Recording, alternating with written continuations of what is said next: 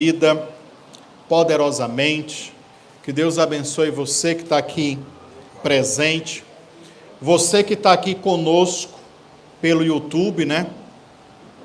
Hoje é o 7º dia de oração desta campanha, onde nós estamos falando sobre janelas do céu. E eu tenho certeza, irmãos, que Deus vai abrir as janelas do céu e liberar sobre a vida de cada um as bênçãos sem medidas. E eu quero que você creia nisso. Diga comigo: as janelas do céu estão se abrindo sobre a minha vida. Aí você determina, aí você profetiza sobre a minha vida amorosa, sobre a minha vida financeira, sobre a minha saúde, sobre a vida espiritual, ministério. Qual seja a janela que você quer que Deus abra, Deus tem essa janela para você. Amém? E hoje, então, nós vamos deixar a oração para o final. Você que está no YouTube, então, vai ter que aguardar a ministração, a pregação. E toda quinta-feira vai ser assim. Primeiro a pregação e depois a gente faz a oração no final, representando mais um dia de oração. E hoje nós vamos então para a segunda ministração sobre janelas do céu. E eu já tinha dado um spoiler para você, em uma dessas orações, e na ministração mesmo. Falei que eu iria pregar hoje sobre a passagem bíblica do profeta Eliseu e a janela de economia, a janela do milagre financeiro. E deixa eu falar algo para vocês, irmãos. Já preguei algumas vezes, e até no YouTube tem também uma pregação nos mesmos textos.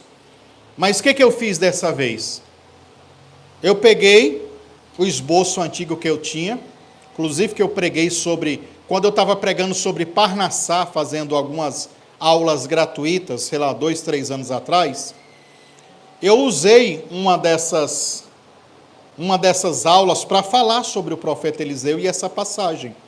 Então, o que eu fiz? Peguei esse esboço antigo e vi aonde é que eu ministrei, o que eu falei, e resolvi, nesse agora, desviar o foco do que eu já tinha falado lá.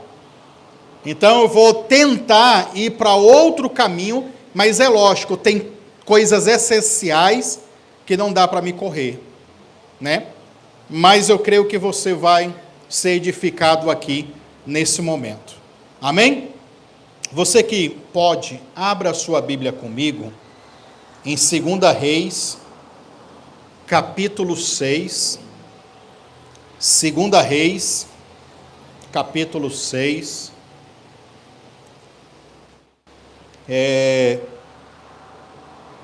Vamos ler do versículo 8 e versículo 9, para a gente começar aqui o entendimento.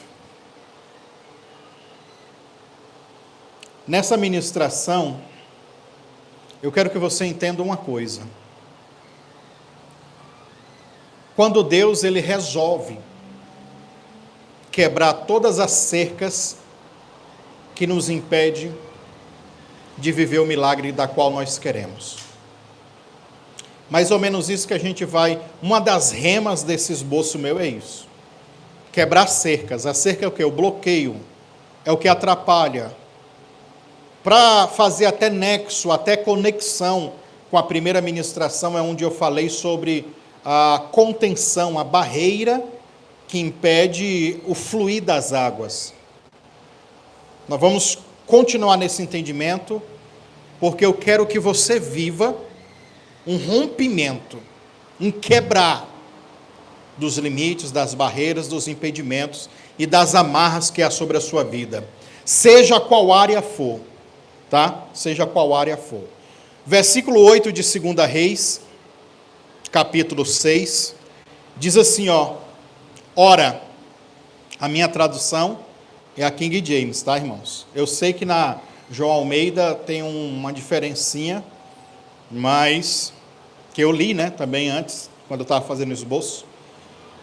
Diz assim, ora, o rei de Arã, da Síria, estava em guerra contra Israel.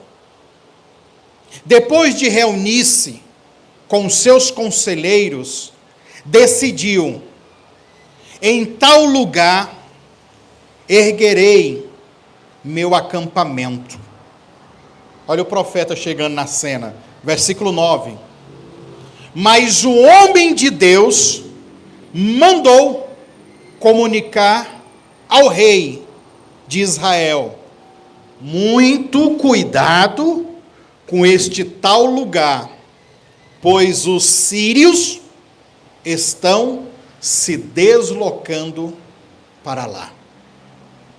E essa passagem, irmãos, é conhecidíssima de todos nós, né? Eu não vou entrar nesse aspecto, nessa dimensão, mas aqui no meu livro mesmo, esse livro Sete Olhos de Deus, que eu divulgo para vocês, eu falo sobre, com propriedade, levando por esse lado da visão, da revelação, e falando inclusive sobre arrebatamentos conscientes. Na verdade, Eliseu, o profeta da vez aqui, ele ouve tudo que o rei assírio, ele está falando, ele está comunicando, as estratégias que ele está passando para o seu exército. É como que o espírito do profeta se desloca, arrebata-se, só que de uma forma consciente, e ele sabe, ele ouve tudo que o rei está fazendo, e ele vai lá, então, comunica ao rei de Israel, dizendo: o rei inimigo, o rei da Síria, diz que em tal esquina vai para lá para pegar vocês, então, não passe por lá. É basicamente isso. Eliseu aqui, então, o profeta, ele não representa apenas um profeta que vê o futuro, irmãos.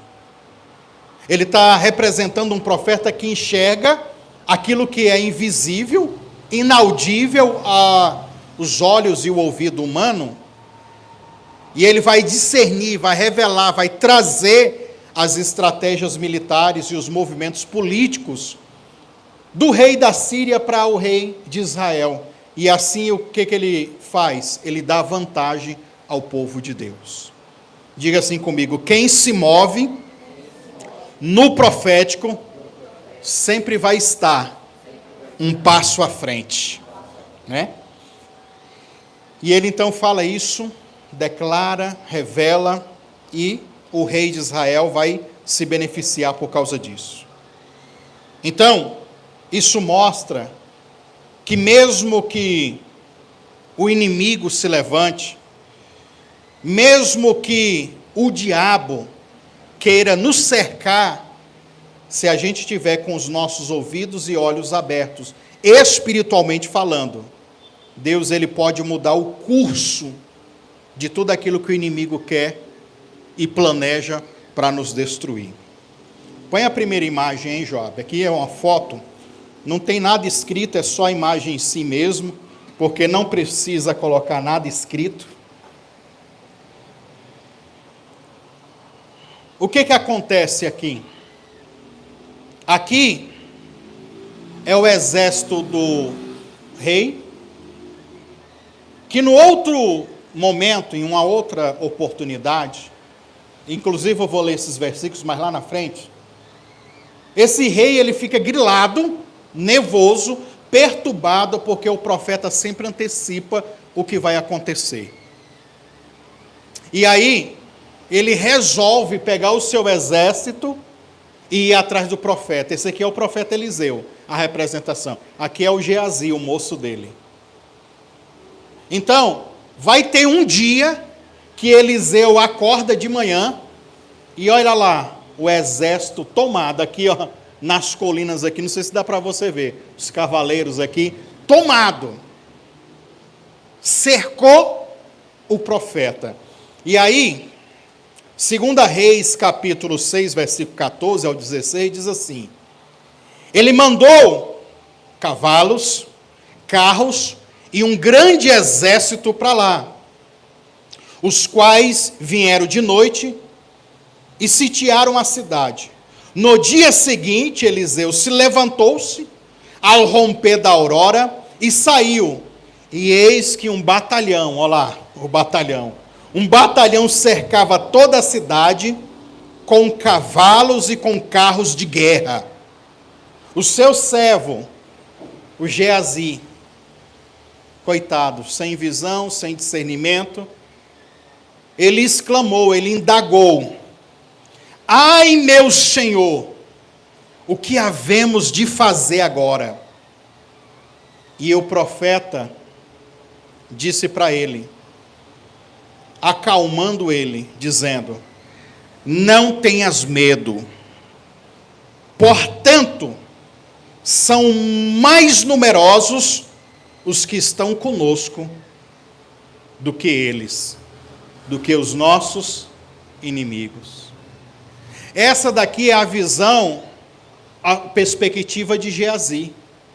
E muitas vezes essa percepção de Geazi é a minha e a sua, quando o inimigo nos cerca, quando não tem mais saída, quando não tem mais como a gente enfrentar o problema, quando a gente está à espera de uma janela e não vê previsão alguma. Na verdade, a gente está vendo as coisas indo de mal a pior, porque está tudo cercado. Está tudo cercado. Põe a próxima imagem, jovem. Mas olha a visão e a percepção do profeta. Olha aqui como que já muda. Enquanto... Volta, Joab. Vamos ficar nesse vai e volta. Essa é a visão de Geazi. A nossa visão quando a gente está em crise. Nós vemos só o quê?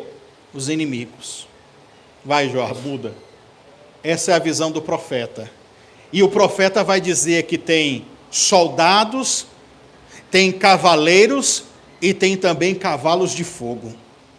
E ele disse assim, ó, é mais numeroso o número daqueles que estão conosco do que os nossos inimigos. Então, o primeiro ponto que eu quero trazer aqui nesse entendimento é: o diabo, ele cerca até nós, que estamos nos movendo no profético. Olha lá, o rei mandou sitiar a cidade e cercar, porque ele estava atrás do profeta também. Um dos objetivos era destruir a cidade, sitiar a cidade, mas também atrás do profeta. Cercou o coitado do profeta com seu discípulo. Quantas cercas, quantas barricadas, quantas coisas estão cercando a nossa vida. Não cercando no propósito de guardar, mas no propósito de nos limitar, de nos destruir. Há muitas. Mas uma coisa que eu entendo, que neste lugar, aonde o diabo tenta nos cercar, Deus também manda a sua glória, o seu poder, os seus anjos, o seu exército também cercar cada um de nós. Pode o inimigo estar cercando você, mas hoje nós queremos profetizar.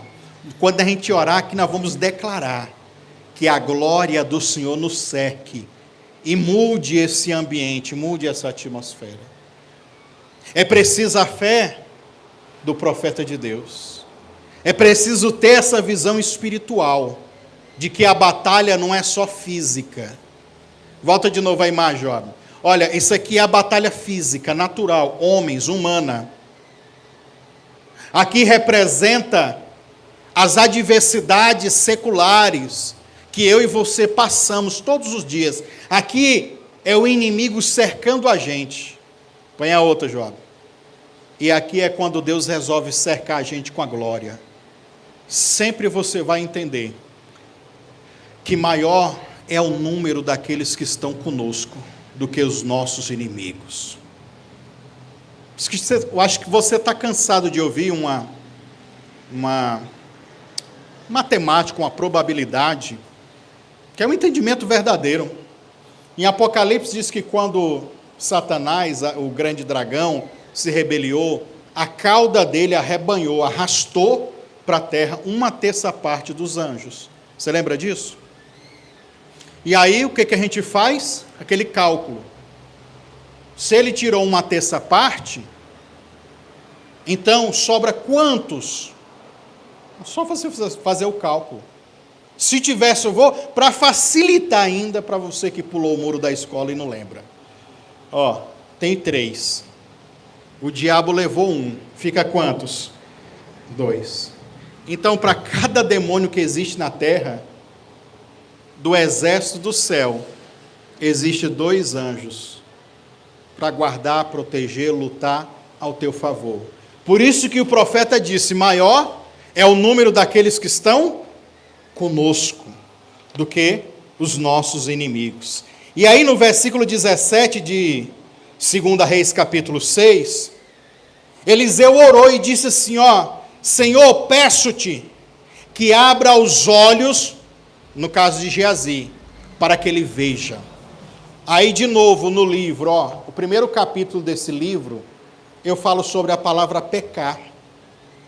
E o livro para você comprar está aí nas descrições, tá?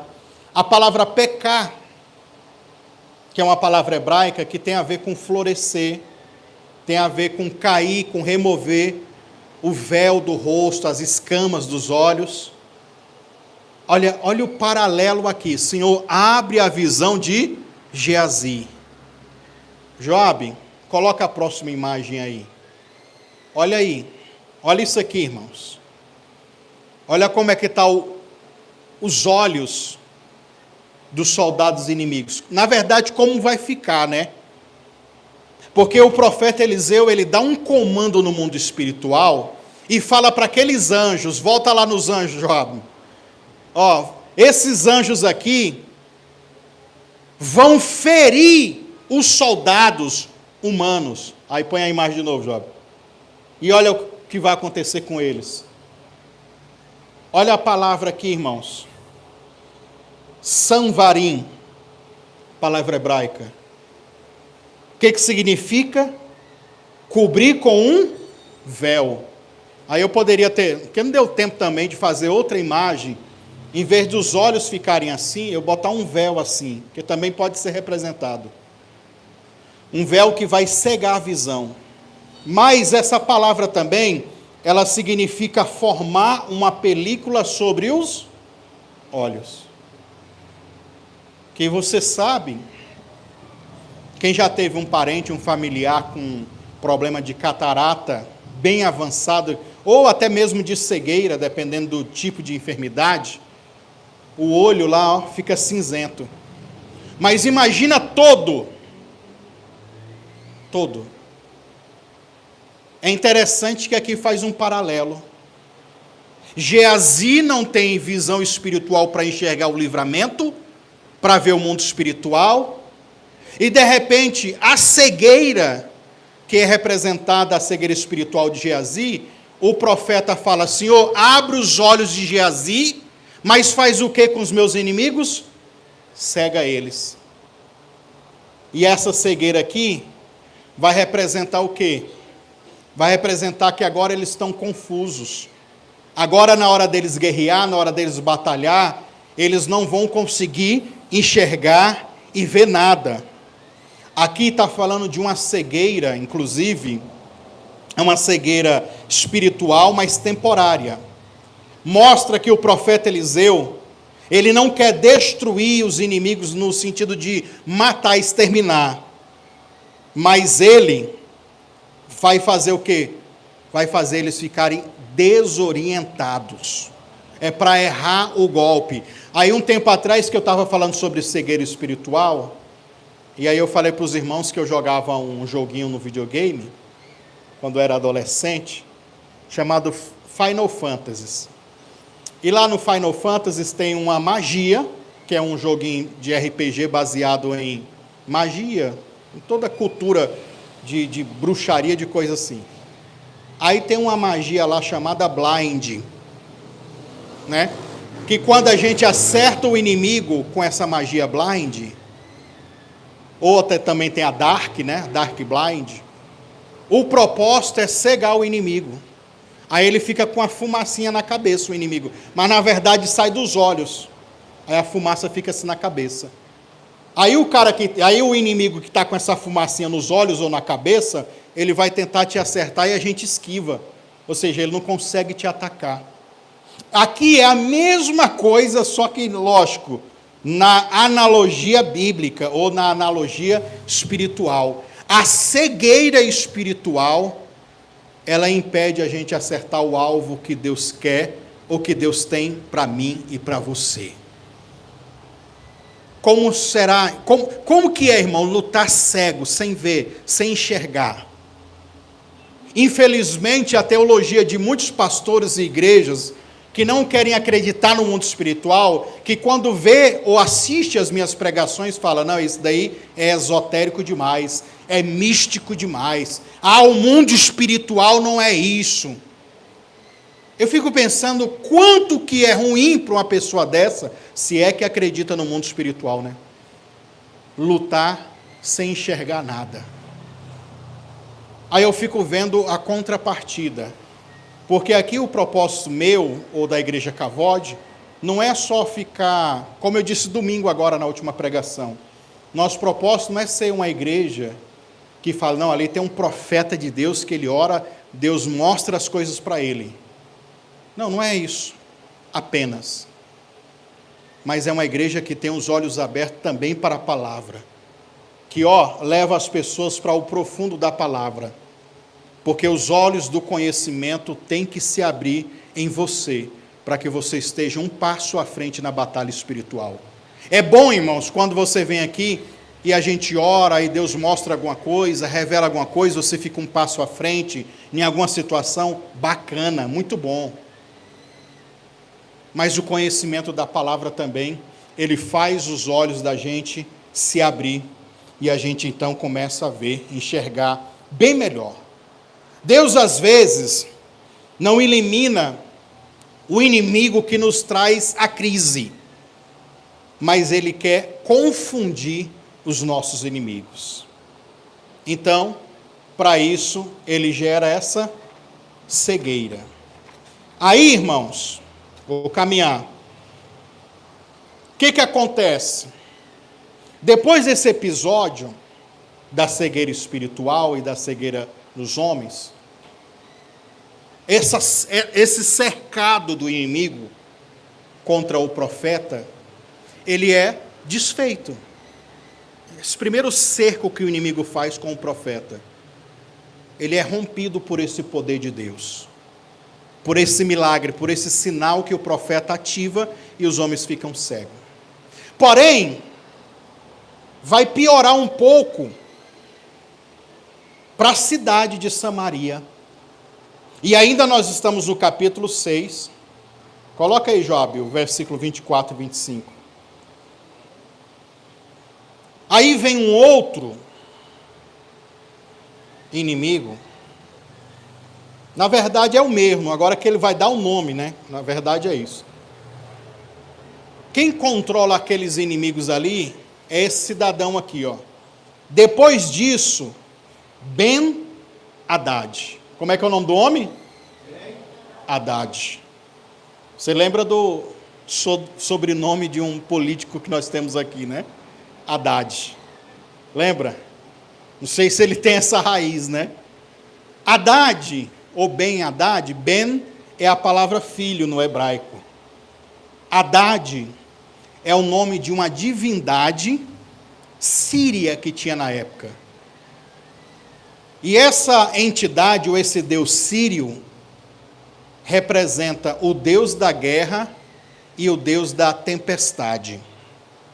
Inclusive, quando fala Deus da guerra, envolve aí dentro da cultura, dentro da história, que os sírios, eles tinham uma habilidade boa, ou grande, ou avançada na tecnologia de armas, ou seja, o fundir o ferro, o derreter e o moldar o ferro, para eles fazerem o quê? Armas. Então, o Haddad é o Deus que dá, então, inteligência para os sírios desenvolver armas. Então, ele é conhecido como o Deus das armas, ou Deus da guerra deles, e, ao mesmo tempo, da tempestade. Olha que doido isso, da tempestade. Então, Ben-Hadad vai ser traduzido como o quê? O filho de Hadad. Ou filho do Deus da guerra ou da tempestade. Ben-Hadad, a tradução fácil é isso. Ele é rei de Arã, Síria.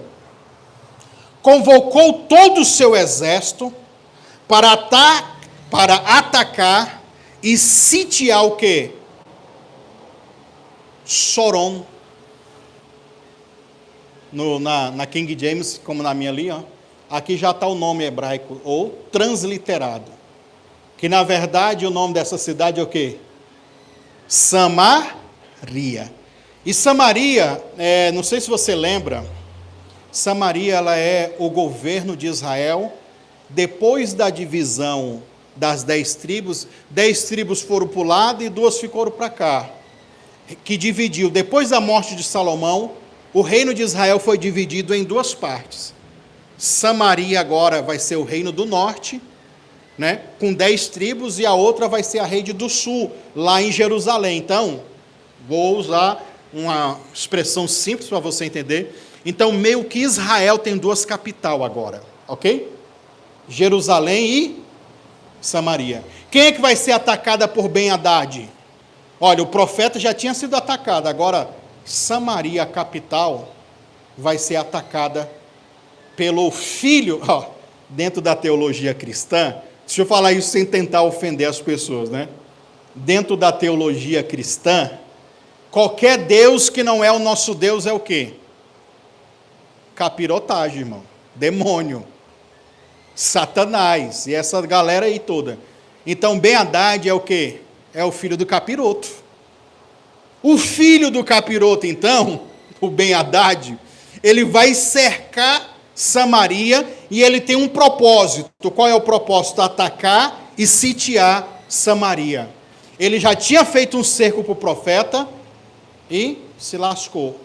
Porque o profeta deu um comando e o povo ficou cego. Ele vou para outro lugar, fazer outra coisa. Aí foi para Samaria. Aí, uma das estratégias de guerra é o que, irmão? Você quer matar algo, geral, qualquer coisa, é só não alimentar. Ele cerca a cidade toda. Ele cercou a cidade. Ninguém entra e ninguém sai. E aí agora, como o povo de Samaria não consegue sair, não consegue agora produzir, não consegue comprar, não consegue... Ao longo dos dias, meses, o que vai acontecer? O povo vai começar agora a comer tudo que tem, não tem mais agora alimento, não tem agora como se alimentar, e o versículo 25 vai dizer o quê? Houve uma grande fome em Samaria, porque o cerco foi mantido até que a grande fome se espalhou por toda a terra. A ponto, irmãos, de uma cabeça de jumento, que era um animal que não poderia ser comido, biblicamente falando, não era um animal caché, era um animal impuro, tá? Impuro de ser comido, custar equivalente a 80 ciclos de prata. 80 moedas de prata. Era muito dinheiro, irmão, só para você ter ideia. E uma caneca com esterco de pombo. E falando português abertão, bosta. Bosta de pombo.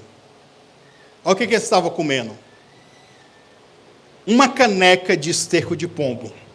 5 peças de prata. E não vai dar nem tempo de eu explicar esses valores. Por exemplo, 5 moedas de prata ou 5 ciclos de prata era o valor que você dava para o sacerdote no resgate do primogênito. Era algo que dava para você comprar, por exemplo, quase um lote naquela época, para você construir uma casa. Então imagina, põe a próxima imagem aí, Joab. Aí nós vamos ver aqui o cerco de Samaria. Olha aí o exército cercando lá Samaria. Olha como é que não ficou de gente. Aí a cidade aqui, ninguém entra e ninguém sai. Eles cercaram. E o povo começou a ficar com fome lá. Então nós temos a palavra hebraica aqui para Samaria, E o que significa Samaria? Diga assim, lugar de vigilância. Também pode ser traduzido Samaria como um lugar guardado, como torre de...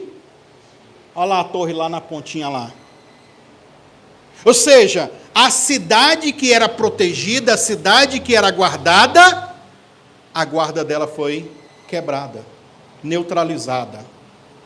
Não é um contraditório? É um contraditório. Mas quem é que na sua vida não está vivendo ou vai viver um contraditório?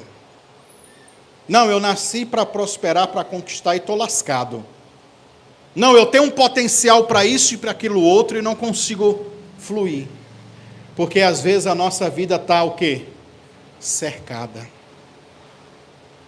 E a torre de vigia não está vendo nada. A torre de vigia não conseguiu ver o inimigo avançando, o inimigo indo. Quantas vezes, por um momento, por um vacilo, a gente sai da torre de vigia e por não vigiar o inimigo vem, ó, cerca a gente. Que nós temos outro cerco. Outro cerco. A cidade estava agora num colapso econômico total. Um jumento, um animal não impuro e inclusive inútil para o sacrifício, tornou-se agora uma carne de luxo. O que é carne de luxo para a gente aqui, irmão, no Brasil? O que o presidente Lula prometeu para você aí? Então, carne de jumento para eles era isso, era picanha. O esterco de pombo, provavelmente usado como combustível, ou até mesmo para um adubo, alguma coisa, para fazer alguma coisa, virou o quê? Uma mercadoria agora procurada. Esse é o retrato de uma economia em ruínas. Quando o que não tem valor passa a ter um valor imenso ou um valor caro. E o essencial desaparece das nossas vidas. E antes de eu passar aqui para o final, que eu vou pegar esse gancho agora, depois daqui para o final, eu quero voltar um pouquinho com você antes, ao cerco do profeta, quando o Ben-Hadad cercou o profeta e ele deixou todo mundo cego. Existe uma revelação ali de uma palavra só, que é a palavra Dotã. Põe a próxima imagem aí, João. Quando o Ben-Hadad, ele cercou o profeta, ele estava ouvindo, olha, quem é que fica avisando o rei de Samaria, o rei de Israel? Quem é que está falando para ele tudo que eu estou comunicando aqui? As estratégias de guerra. Resumindo, alguém vai chegar para ele e vai dizer assim, não, é um profeta chamado Eliseu. E esse profeta, ele está num lugar chamado Dotã, era o nome da cidade. Aí Dotã, que é, aqui é uma imagem figurada, ilustrativa, não representa como é que era. Mas o significado de Dotã é duas fontes, poço duplo, ou um lugar de dois mananciais. Era onde o profeta estava. E de lá de Dotã, ele via, ouvia tudo que o Ben-Hadad, o filho do capiroto, falava contra Israel e as estratégias dele. E aí, essa palavra Dotã vem de uma raiz de Dut. Dut no hebraico significa fluxo, fonte, ou um correr, um liberar de águas. Que tem tudo, por que eu coloquei isso no esboço? Porque tem tudo a ver com a janela do céu. A janela do céu que flui uma corrente, um fluxo de bênção, de milagre. Por isso, a maioria dos estudiosos dizem que Dotã é como um lugar de 2 mananciais, ou um lugar de 2 correntes de água. É uma cidade cercada por 2 fontes, o que explica que os pastores de José, tu lembra de José do Egito, irmão? Então, José do Egito, ele vai ser traído e vendido pelos seus irmãos aqui, em Dotã. No mesmo lugar. No mesmo lugar onde o profeta Eliseu vai estar, aonde José do Egito estava. Ele estaria ali. Ali é um ponto de abastecimento e também é um lugar de uma passagem estratégica entre as colinas e o vale. As colinas é os montes e os vales. E o profeta está no meio termo, observando tanto os montes como também os vales. Os vales são os lugares baixos e os montes os lugares. O que isso significa? Estratégia.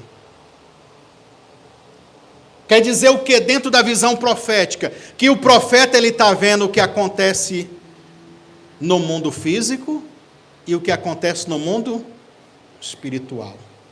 Então, irmão, para a gente vencer às vezes o cerco da nossa vida e ver as janelas do céu se abrir, a gente tem que compreender o que está acontecendo aqui na terra, mas também ver o que está acontecendo no mundo espiritual. Não adianta a gente ser aquele crente fervoroso só e espiritualizar tudo, não observar que às vezes uma doença, ela pode ser combatida com coisas aqui da terra. E quando você combate com coisas aqui da terra e não vence, você vai dizer o quê? Não, agora eu vou olhar no espiritual. E vice-versa. Não adianta a gente ser aquele crente religioso e querer espiritualizar tudo, se nós vivemos e estamos agindo ou se movendo em 2 dimensões, física e espiritual. Então essa visão física e espiritual é que nos faz vencer. Dotã é uma cidade histórica que ficava a aproximadamente 19 quilômetros de Samaria. Então era uma caminhada até Samaria. 20 quilômetros, dava aí pelo menos 1 horinha, vou dizer assim, para o cara ir tranquilo, 1 hora, 1h30, caminhando até lá, né? A planície de Dotã, no território de Manassés, ficava no território de Manassés, perto da estrada principal que ligava a Gileade, o lado norte também de Damasco. Hoje o local é identificado como Tel Dotã, próximo à cidade moderna de Jenin, na Cisjordânia. Até hoje existe essa região lá. A referência bíblica, em Gênesis capítulo 37, versículo 17, está escrito assim: e foi em Dotã que José encontrou os seus irmãos, aonde foi vendido pelos ismaelitas. Partiram, pois, os seus irmãos para apacentar o rebanho do seu pai em Dotã. Dotã, então, é o lugar da traição de José, mas também é a transição de um estado de vida para o outro que José vai ter. José foi de servo para um futuro governador. Se ele não fosse vendido ali em Dotã, nas 2 fontes, os 2 paralelos, ele não teria sido esse governador. Em 2 Reis, capítulo 6, versículo 13, fala que o cerco que aconteceu ao profeta foi nessa cidade de Dotã. Dotã é o lugar onde o profeta foi cercado pelo exército, mas também aonde os céus se abriram e os cavalos e os cavaleiros de fogo, o exército de Deus, veio para salvar a ele. Olha que interessante, né? Nós temos aqui o sentido profético também, que Dotã representa o lugar aonde o homem de Deus é cercado, mas também aonde os céus vai se manifestar. O que isso representa? No estado, no momento, no lugar aonde nós estamos cercados pelo nosso inimigo, é onde também os céus vão se abrir para liberar a glória de Deus. vida financeira, amorosa, espiritual, saúde, aonde é que estiver cercado, a glória de Deus vai se manifestar. Foi em Dotã que José foi cercado pelos seus irmãos, olha aí de novo, a cerca de novo, mas também Deus o elevou. Em Dotã foi aonde o profeta foi cercado, o profeta Eliseu foi cercado pelos seus inimigos, mas aonde Deus também revelou o seu exército de fogo. Ou seja, Dotã é um lugar aonde o cerco humano revela o socorro divino de Deus. Põe a próxima imagem aí, João. E aqui nós temos aquela simbologia, aquela representação figurada, alegórica, representativa. Repito, não é a revelação extrema, não é a super exegese, não. Mas é só para a gente ver alguns pontos aqui, porque a palavra Dotã, ela é composta do quê? A primeira letra é Dalet, que representa o quê? A porta. Então, a porta representa o quê? O acesso, a passagem, a transição. No contexto de Dotã, fala de uma porta entre o natural e o sobrenatural. O profeta via o mundo espiritual aberto, da onde? De Dotã. Uma cidade estratégica, entre o vale e as colinas. Aqui nós temos o Vav. O Vav sempre representa o quê? A união, a ligação, a conexão entre os céus e a terra. Mostra que em Dotã havia uma ligação entre o profeta e o mundo espiritual, onde os anjos e o fogo divino se manifestaram. A outra letrinha, que é Tav, que tem a ver com final, que tem a ver também com aliança, é a última letra do alfabeto hebraico, que simboliza o cumprimento. Quando você encerra algo, fecha algo, é o final das coisas. A aliança e o destino o quê? É selado, é confirmado. Em Dotã, Tav representa o selo da proteção divina que cercava o profeta Eliseu. E por último, nós temos aqui a letra Num, que representa o quê? A vida, continuidade, fecundidade e vitória sobre a morte. É a letra da renovação espiritual. O mesmo que Deus fez em Dotã, transformando o seco em libertação. Então, isso é uma representação figurada da palavra Dotã, que é o nome dessa cidade. Mas, agora caminhando para o final, eu vou ler aqui para vocês alguns versículos. Depois desse cerco, um tempo se passou. Houve caso até de canibalismo aqui, nesse momento de seca, de fome, de Samaria cercada. Como que o cerco foi quebrado? Como que o milagre aconteceu? E agora a gente vai passar para o final, para a gente orar e declarar que essa janela se abra. Lá no capítulo 7, põe aí, Job, versículo 1, 2 Reis.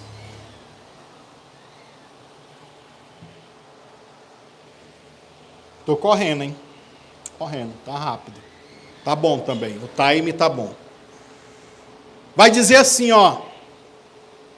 Eliseu, respondendo, ele disse o quê? Escuta a palavra do Senhor, ou Yahvé.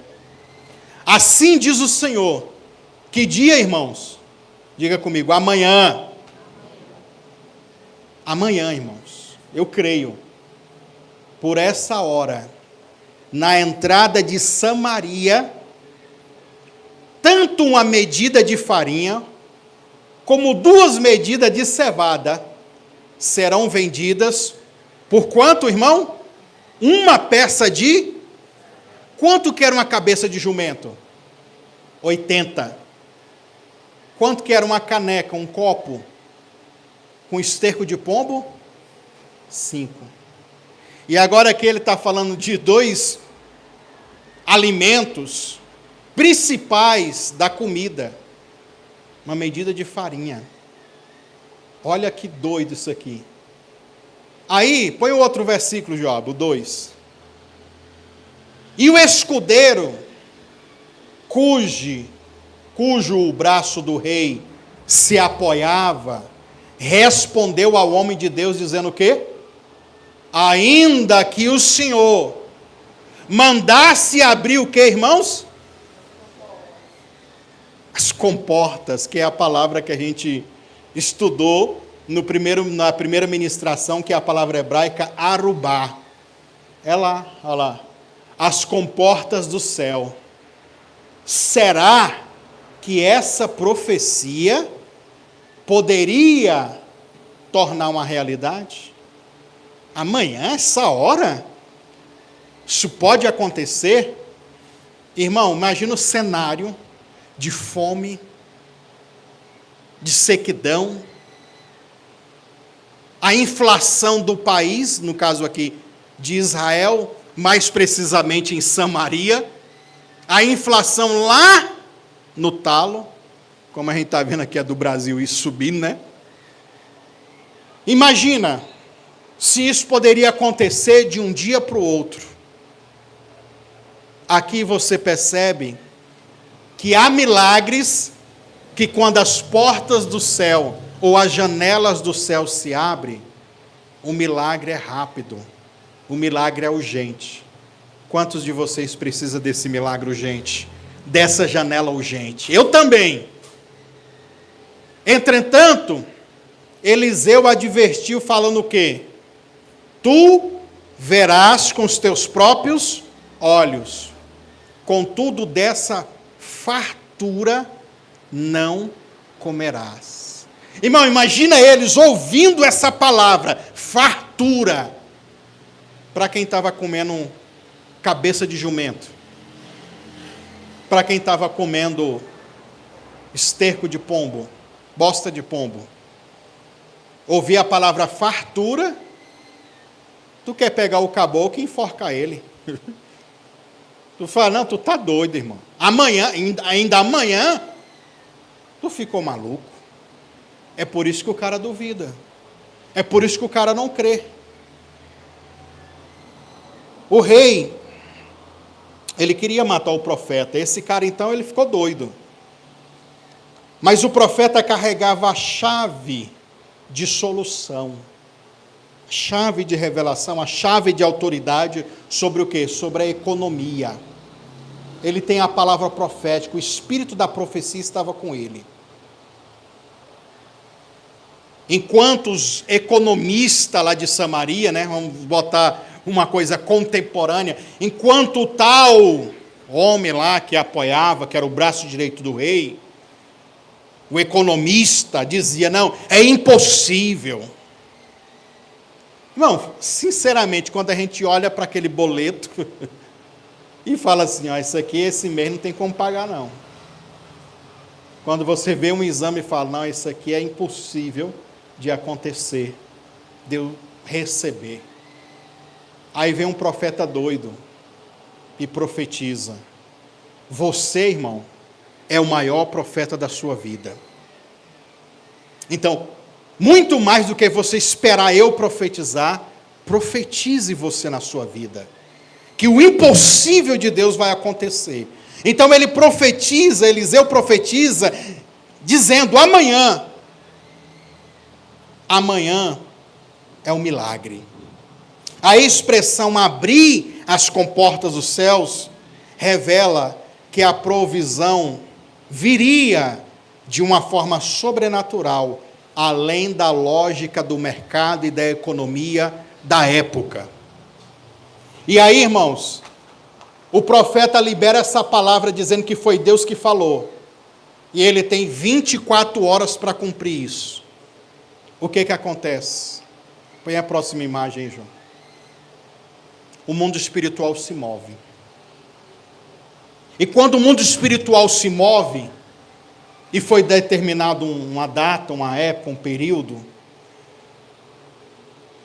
Joab, acho que não é essa imagem não. Acho que falhou. Tem uma imagem, vê aí na pasta. Ou passa adiante as outras. Só tem mais uma, né, depois dessa? Então, vai dentro do disco C aí. Janelas. Segunda ministração. Você vai ver aí uma imagenzinha. Aí tem as ordens, né? E vai ver aí dos leprosos aí, um do lado do outro. Está escrito aí, os improváveis agentes da prosperidade, na imagem. Coloca ela aí. Aí o profeta profetiza aquele absurdo, aquele impossível. Lá em Samaria, ou dentro da cidade ou fora, o texto não vai dizer, mas pela cultura, eles estavam fora da cidade. Mas eles não estavam fora a ponto de não, vamos dizer assim, de não verem, de não enxergarem o exército de Ben-Hadad. 4 leprosos, eles começam a conversar entre si. E aí eu vou fazer a leitura rápida, enquanto a imagem fica aí. O versículo 3 de 2 Reis, capítulo 7, diz assim, ó, à porta da cidade estava o quê? 4 leprosos, os quais disseram entre si, por que ficamos aqui à espera da morte? Eu me lembro daquele desenho do Pica-Pau,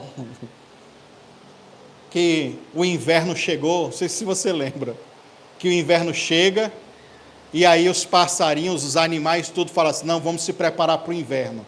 E aí eles começam a trabalhar, começam a ralar, e o Pica-Pau esperta, não, que nada, meus, quando vocês trabalham aí, eu estou nadando de braçada, ele pula no rio, aí de repente o desenho é rápido, né? Em poucos segundos, o vento vem com gelo, esfria tudo, depois o que acontece? Todo mundo migrou, foi para os lugares quentes, ele fica lá no lugar. Ele fica com fome, porque o tempo que ele deveria trabalhar para abastecer para o inverno, ele não fez isso. Aí ele fica lá conversando com a morte, tete a tete. Ele até levanta assim a costela dele e mostra os ossos tudinho. Os caras estão desse jeito, ó. Se a gente ficar aqui em Samaria, a gente vai morrer de fome. Se a gente for lá no exército de Ben-Hadad, pode ser que a gente morra também. E aí, irmão? Morrer ou morrer? Qual que é a opção? Já que está tudo lascado mesmo, vamos tentar, né? É o que eles vão fazer. Aí o versículo 4 diz assim, ó, e resolvemos-nos entrar na cidade. Se a gente entrar lá, morreremos lá, porque a fome reina lá dentro. E se ficarmos aqui, morreremos da mesma forma. Vamos-nos, olha aí eles falando, vamos-nos, pois, e passemos ao acampamento dos amoreus, a fim de nos rendermos. Vamos lá, vamos chegar lá para eles e vamos falar assim, ó, nós estamos nos rendendo. E leprosos, tá, irmão? Você acha que os caras iam aceitar eles? Com medo de pegar lepra? É de jeito nenhum. E aí, se nos deixarem entrar e viver, viveremos. E se nos matar, morreremos. Versículo 5. Assim que a noite caiu, eles pelo menos teve essa estratégia. Vamos de noite que o sol não vai estar tão quente. Eles começaram a caminhar. Se dirigiram ao acampamento dos arameus. Quando chegaram às proximidades do acampamento, observaram que não havia ninguém ali. Eles foram lá, chegaram lá, não tinha ninguém lá. Sabe por quê, irmãos? Olha o versículo 6. Pois o Senhor tinha feito os arameus ouvirem um ruído de um grande exército com cavalos e carros de guerra, de modo que comentaram uns com os outros, o rei de Israel deve ter contratado os reis dos hititas. Inclusive esses hititas aqui, irmãos, não é 100% confirmado, tá? Mas alguns se falam que eram os chineses, a China, hoje. Os hititas são, os chineses são descendentes dos hititas. Os chineses. A China foi lá salvar eles, né? Tem esse entendimento aí. Não é 100% confirmado não, mas há essa especulação. Os hititas e também o exército dos egípcios para marcharem contra nós. Sendo assim, a fim de salvarem a própria vida, os sírios fugiram ao anoitecer, abandonando todos os seus pertences. Aí tem 2 pontos. Olha os pertences: tendas, cavalos, jumentos, e deixaram tudo no acampamento. Aí deixaram lá também ouro, prata, comida, tudo, irmão. Tudo que eles tinham, eles deixaram para trás. Deus usou 4 leprosos, pessoas excluídas da sociedade, para anunciar o fim de uma crise.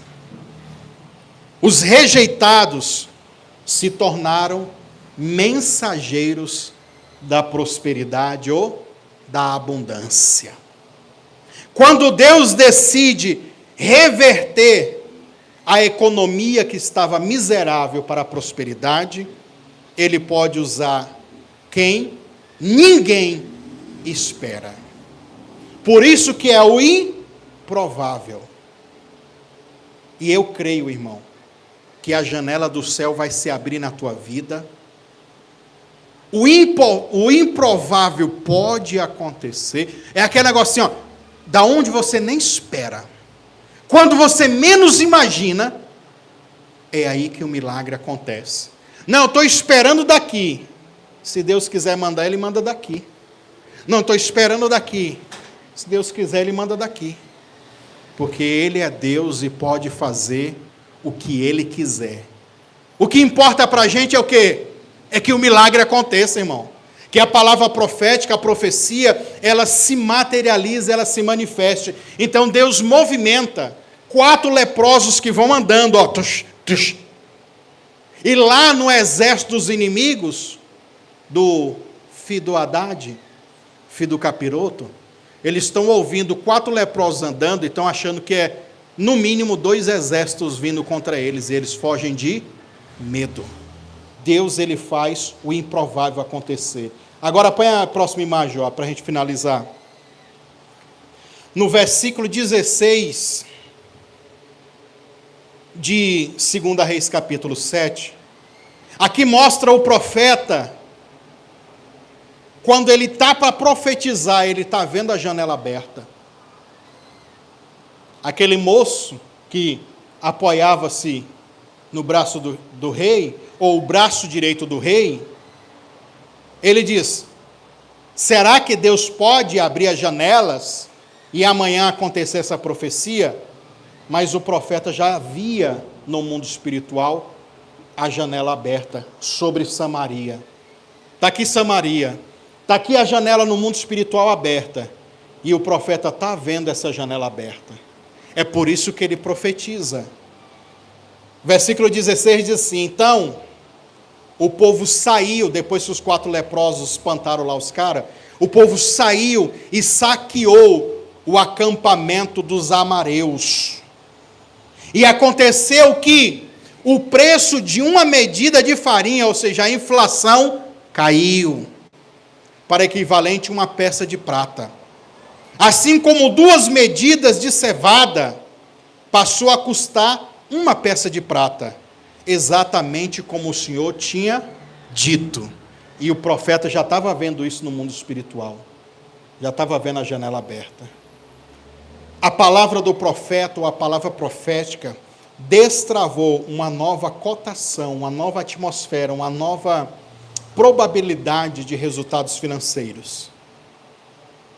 Redefiniu os valores e trouxe estabilidade para aquela nação e aquela cidade. O que custava uma fortuna voltou ao preço normal. A inflação da cidade, que tinha sido destruída, foi reestabelecida por causa de uma profecia. Irmão, imagina uma profecia que muda uma economia de um país todo. Imagina que absurdo, que coisa louca é isso. Mas é isso que Deus faz. Põe a última imagem, Job. Aí aqui é a janela do céu aberta, a comporta e a água descendo sobre a cidade.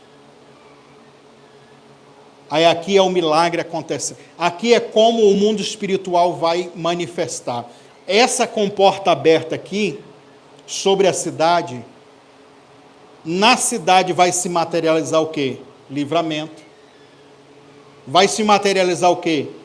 Milagre na economia. A inflação vai diminuir, mas no mundo espiritual a comporta ou a janela do céu abriu. E o milagre aconteceu.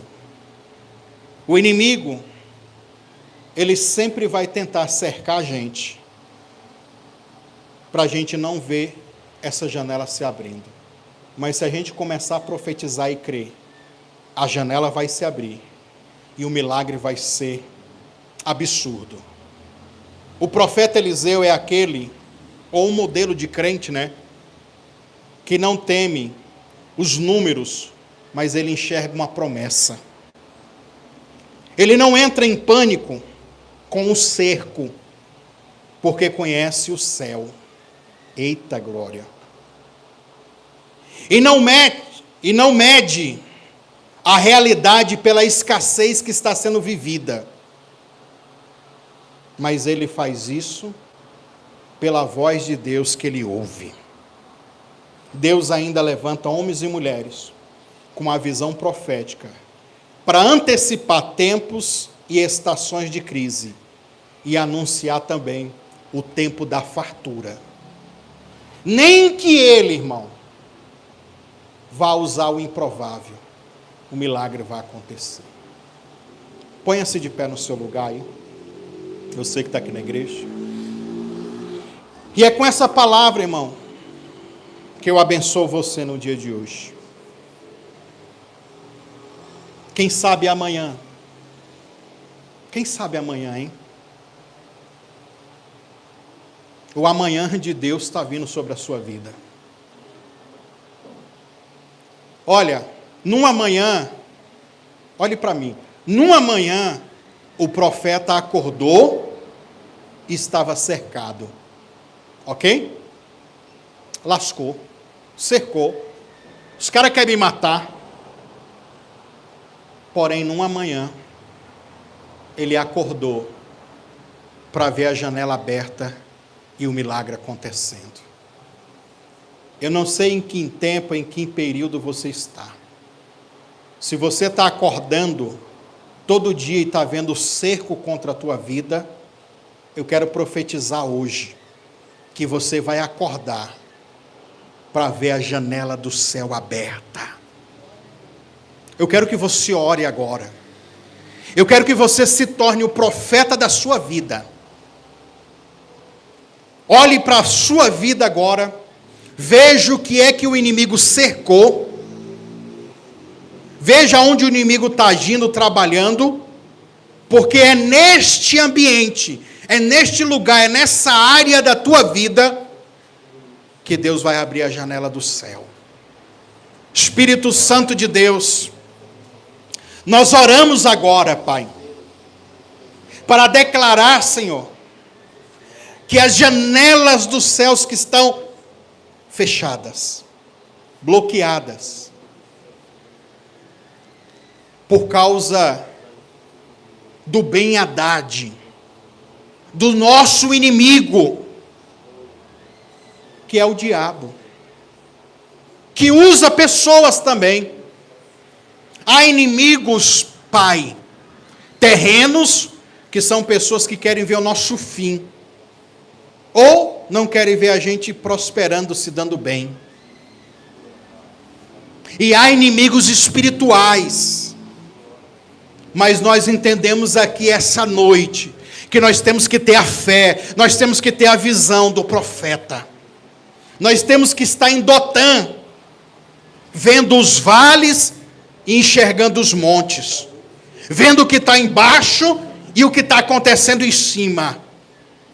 Senhor, Eu quero agora, meu Pai, liberar uma palavra profética na vida desse homem e dessa mulher que está aqui presencial, que está aqui nessa live. Eu quero declarar agora, meu Pai. Abre, meu Pai, essa janela do milagre na vida amorosa. Tudo que o inimigo tem feito, Senhor, para amarrar a vida amorosa dessa pessoa, para cercar a vida dessa pessoa e destruir, vai cercando. Daqui a pouco o casamento está insalubre. Daqui a pouco só tem brigas, discussões, desentendimento. Daqui a pouco é só traição, é drogas, é destruição. O inimigo cercou o casamento para ver essa pessoa morrer à míngua, como Samaria estava morrendo. Senhor, nós viemos aqui essa noite. Nós estamos nessa fé que amanhã, esse amanhã vai se manifestar. Esse amanhã vai acontecer. E esse milagre da restauração amorosa vai acontecer. O amanhã é o dia que a esposa vai acordar e vai ver o marido restaurado, transformado, arrependido. O amanhã é o amanhã que o esposo vai ver a transformação e a restauração na vida amorosa. O amanhã é também para aquele que está solteiro, solteira, que está em busca de um relacionamento, receber uma resposta e encontrar uma pessoa de Deus. O amanhã, meu Pai, é um amanhã que hoje eu deito, hoje eu durmo enfermo, como muitas pessoas estão dormindo, doentes, sentindo dores, câncer, inflamação, infecção, ferida, alergia, necrose, doença autoimune, degenerativa, doença genética, doença crônica, dores na cabeça, nas costas, no joelho, nas pernas, nos pés, enfermidades na alma, tristeza, angústia, solidão, depressão, desejo de sumir, de desaparecer, de tirar a própria vida. Senhor, hoje é o dia em que a gente dorme, mas é o último dia em que esse homem e essa mulher vai dormir doente, porque o amanhã vai se manifestar, e essa pessoa vai acordar sã, essa pessoa vai acordar bem, essa pessoa vai ter descanso, essa pessoa vai ter paz, porque eu declaro agora que esse espírito de enfermidade, esse bem-haddad que cercou a saúde, sai agora, vá embora, solte o corpo, a alma dessa pessoa agora. Quantos bem-haddades cercaram a tua casa, cercam a nossa família, demônios de crime, de violência, de idolatria, de prostituição, que está na vida do filho, que está na vida da filha, que está na vida do irmão, da irmã, do pai, da mãe, do neto, da neta, dos avós. Ora pela sua família agora, irmão. Apresente a tua família agora, para que o inimigo não gere nenhum cerco, e todo cerco que já foi feito, todo cerco que já foi arquitetado, os céus vai se abrir, as janelas vai se abrir, e o milagre vai ser liberado. Senhor, libera agora, meu Pai, essa cascata de poder, essa cachoeira de unção, esse rio de transformação, de libertação na família dele, na família dela, e muda, meu Pai, completamente a história dessa pessoa. Muda, meu Pai, completamente, meu Pai, e faz cumprir, meu Pai, aquela palavra profética que Josué declarou: eu e minha casa serviremos ao Senhor. Eu profetizo, meu Pai, que é isso que vai acontecer. Eu profetizo, meu Pai, que é isso que vai se manifestar na vida desse meu irmão e na vida dessa minha irmã. Honra ele, Pai. Honra ela, Pai. E faz o milagre acontecer. Abre essa janela e restaura. Eu também quero orar, Senhor, por aquele, por aquela que precisa de uma janela de milagre financeiro. Eu não poderia deixar de orar, porque a pregação também foi levada, foi conduzida ao milagre financeiro do profeta.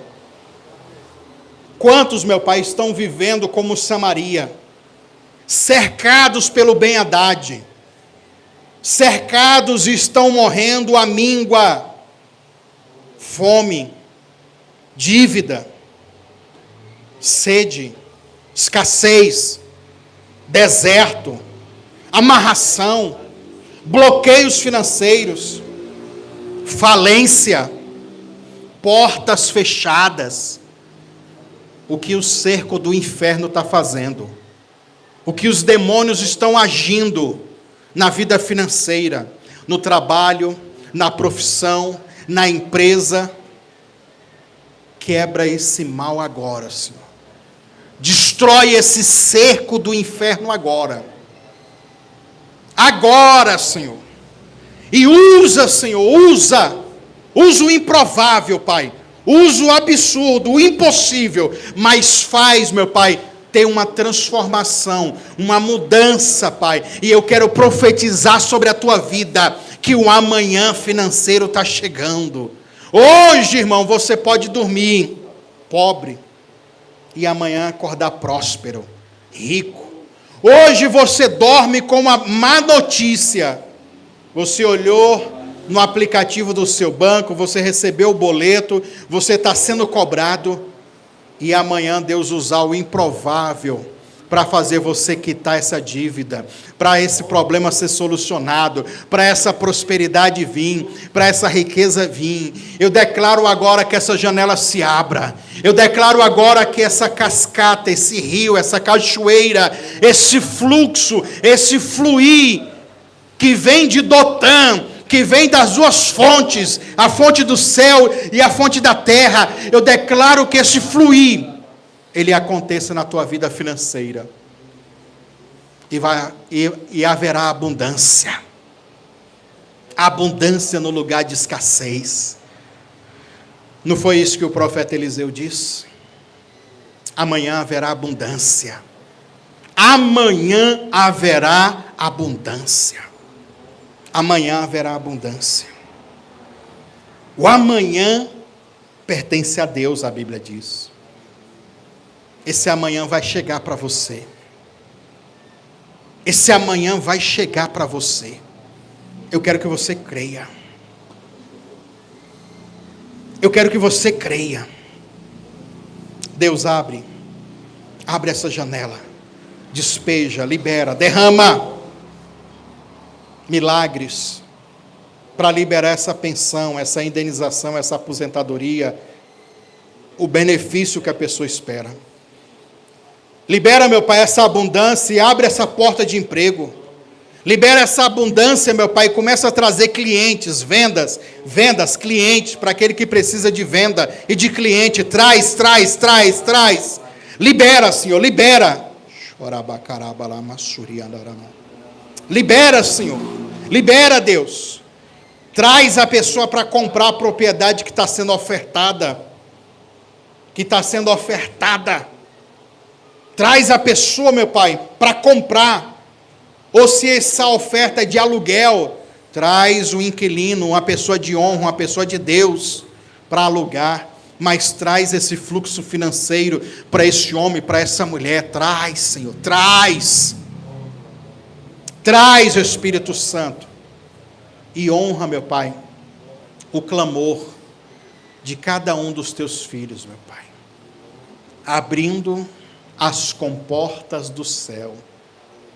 Levanta as suas mãos para o alto e diga assim: Deus, amanhã as comportas do céu estarão abertas sobre a minha vida, e eu vou viver o improvável, o impossível, o sobrenatural de Deus em todas as áreas da minha vida. A partir de hoje, essa janela se abriu e eu vou viver a abundância que Deus quer para mim, em nome de Jesus. Dê uma salva de palmas para Jesus. Senta aí 2 minutinhos. Senta aí 2 minutinhos. Eu quero já aproveitar, convidar você para ofertar. Se fica à vontade, quem está no YouTube, apesar da gente estar transmitindo pelo celular, nas descrições aí do vídeo tem um Pix também, você pode abençoar com o Pix. E quem está aqui presencialmente, a Cleise, a pastora Cleise está aí, pega o envelope, lê o QR Code, deixa Deus te usar aí. E eu quero orar por todos vocês. Nessa campanha das janelas do céu, não especifiquei e nem vou especificar votos, porque não tem esse apelo do voto. Quando é assim, o que acontece? Você fica à vontade. Tu quer fazer um voto de gratidão depois dos 21 dias de oração? Hoje é o 7º ainda. Faça, porque isso move o mundo espiritual também. Como é uma teologia, é uma pregação que nós não levamos para esse lado de fazer voto, apesar que nós já recebemos o WhatsApp, né, amor? De pessoas que diz que, na primeira ministração isso, hein? Nem foi essa, na primeira, sentiram de fazer um voto em prol dessa campanha, porque entenderam que a revelação é forte. Então você faça no final da campanha, faça durante a campanha, faça como você quiser. Oferta é adoração, e a adoração move o mundo espiritual. Eu quero orar por você que vai ofertar agora, e por você que vai fazer esse voto também. Senhor Deus, esse momento, Pai, eu oro por esse meu irmão, eu oro por essa minha irmã, para declarar, meu Pai, sobre ele e sobre ela, que a manifestação da Tua glória aconteça. Da mesma forma que o Senhor abriu aquela janela e o milagre financeiro aconteceu, e mudou a realidade de milhares de pessoas em Samaria. O Senhor pode fazer o mesmo na vida desse homem e dessa mulher. Senhor, uma coisa eu te peço, que haja abundância, e tudo que essa pessoa está semeando, ou tudo que essa pessoa vai semear no voto de gratidão, honra ele, honra ela, recebe, meu Deus, como um cheiro de suavidade, como um sacrifício aprazível, agradável ao Senhor, e responde essa pessoa, Pai, com milagre, com bênção. É o que eu te peço, em nome de Jesus. Pai, abençoe a cada um, é o que nós te pedimos, em nome de Jesus. Amém e glória a Deus. Vamos ficar de pé. Vamos finalizar. Amanhã nós temos oração. Eu estou com alguns afazeres amanhã, então para o pessoal aqui do YouTube eu não posso dar um horário para amanhã, para a gente fazer a live. Mas aí, o que tu vai fazer? Fica atento, quando eu abrir a live, você entra, você vai ser notificado. E nós temos mandado para muitas pessoas também. Não lembrei durante o vídeo todo, mas eu lembro agora. Marca o joinha, gostei, o like e se inscreva no canal, tá bom? Estenda as mãos assim, igreja. Diga assim comigo, que a graça, a comunhão, a consolação, a unção, o amor de Deus seja sobre a minha vida, sobre a minha família, não só hoje, mas por todo sempre. Amém? Está finalizado, que Deus abençoe vocês, em nome de Jesus.